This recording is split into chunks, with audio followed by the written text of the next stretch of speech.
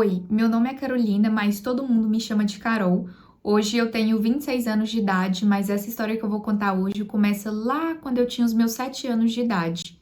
Eu nasci e cresci numa cidade grande que fica aqui em Minas Gerais, e eu morava com o meu pai, a minha mãe e a minha irmã mais nova, a Júlia. Para as pessoas de fora, parecia que eu tinha uma vida normal, uma família normal, mas dentro de casa era outra coisa. A minha mãe era aquele tipo de pessoa que queria parecer perfeita para os outros.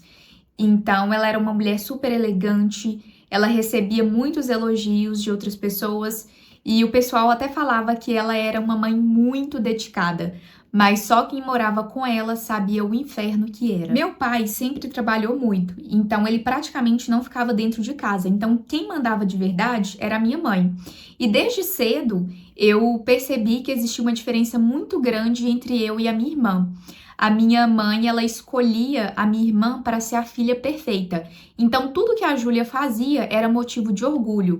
E comigo era o contrário. Eu era sempre o problema, sempre a decepção. Eu só fazia coisa errada para minha mãe. Eu lembro de uma vez que eu devia ter uns 9 anos de idade.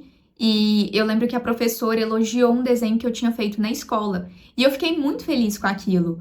E aí eu cheguei em casa, né, para poder compartilhar com minha mãe, pensando que ela fosse, sei lá, ficar feliz comigo ou elogiar. E aí eu lembro que ela olhou pro desenho e aí ela falou: "Você acha mesmo que isso aqui é bonito?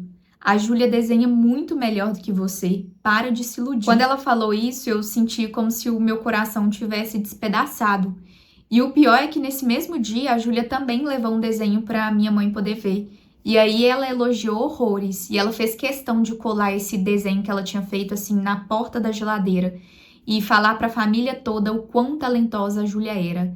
E o pior é que esse tipo de situação era comum. E era sempre assim, tudo que eu fazia para minha mãe nunca era suficiente. A minha mãe, ela sempre falava que eu era uma menina difícil de lidar. Então, às vezes, quando eu ficava triste por alguma situação e chorava, ela falava que eu estava fazendo drama. Ou quando eu ficava quieta demais, né, porque eu tava triste, ela falava que eu era uma menina muito mal agradecida. E quando eu tirava notas boas na escola também, ela falava que tinha sido sorte, que não era mérito meu.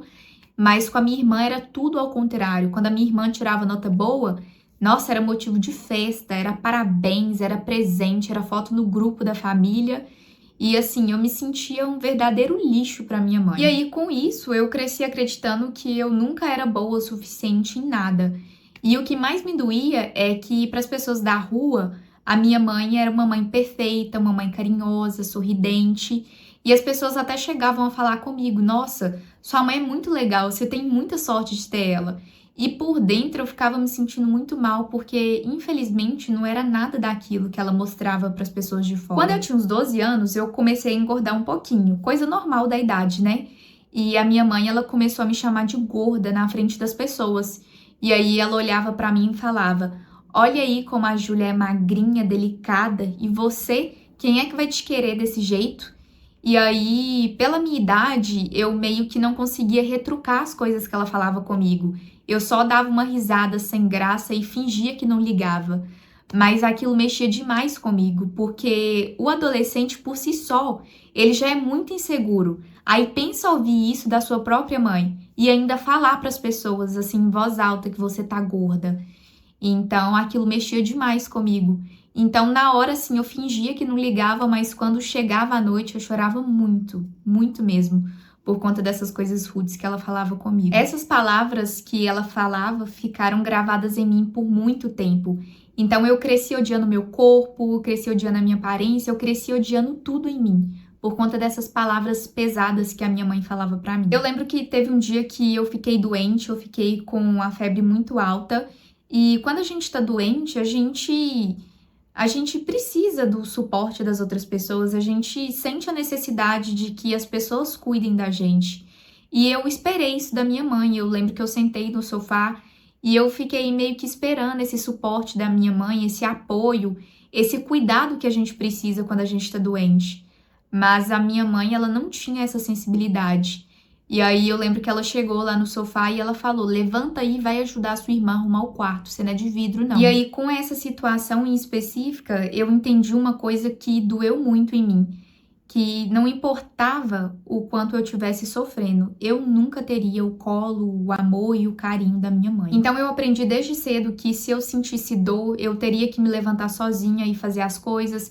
Se eu tivesse vontade de chorar, eu não ia ter o suporte de ninguém, eu teria que, sei lá, engolir o choro.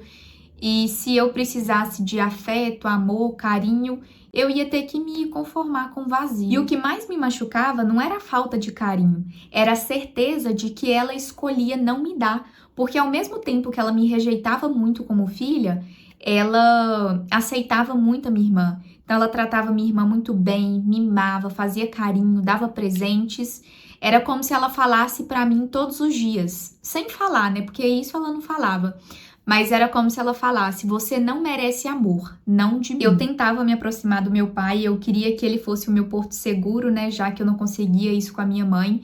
Eu queria que ele me defendesse, sei lá, olhasse pra mim. Mas ele sempre falava, conversa com sua mãe, resolve com ela. E por dentro eu pensava, mas é dela que eu tô tentando fugir, é dela que eu preciso ser protegida. Mas parece que o meu pai, ele nunca enxergava aquilo, ele estava sempre muito ocupado com o trabalho dele. Era uma solidão que, assim, não tem como explicar, era como se eu tivesse nascido e sido jogada, assim, sem uma rede de apoio, sem acolhimento, sem ninguém ali para poder me segurar quando eu caísse. Então a referência de amor que eu tinha era isso, ausência, frieza, rejeição. E na adolescência eu tentava me expressar, eu tentava usar umas roupas diferentes, ouvir umas músicas diferentes, mas tudo era motivo de briga. E a minha mãe sempre falava, você quer chamar atenção, para com isso, por isso que ninguém gosta de você. Eu lembro que quando eu tentava me impor, a minha mãe, ela sempre virava o jogo. E ela me fazia acreditar que o problema era eu. Então, isso é muito típico de mãe narcisista, eles distorcem tudo. Então, eles tentam fazer você acreditar que você tá louca, que você tá exagerando. Só depois de adulta que eu comecei a entender que o problema não era comigo. Então, eu comecei a ler relatos de pessoas que passaram pelo mesmo que eu passei. Eu comecei a estudar sobre mães narcisistas, sobre o papel do bode expiatório.